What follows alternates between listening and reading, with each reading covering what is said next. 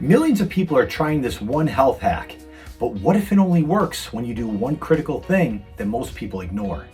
Hi, I'm Douglas Haddad, science teacher and clinical nutritionist, and intermittent fasting has exploded in popularity.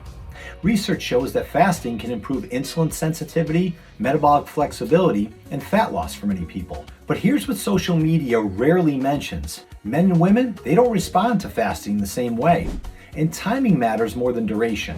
Push fasting too far, especially with poor nutrition, and the body can interpret that as stress. That's when hormones shift, energy drops, sleep worsens, and cravings increase. And studies suggest that most women respond best to time-restricted eating.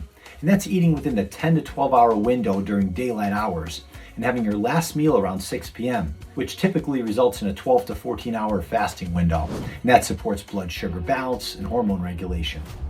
Men, on the other hand, tolerate slightly longer fasts, around 14 to 16 hours, with greater benefits for fat oxidation and insulin sensitivity.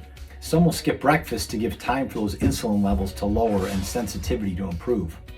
However, doing this for those with type 2 diabetes or prediabetes, that's been shown to actually worsen blood sugar spikes and impaired insulin response later in the day.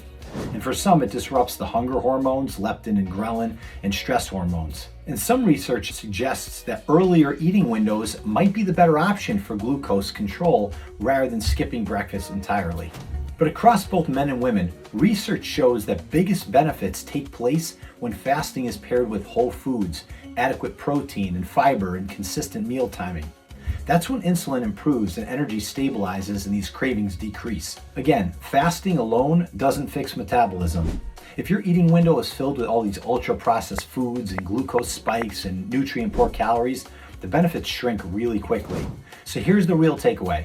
Fasting, it's not magic, it's a tool. It's not a one-size-fits-all.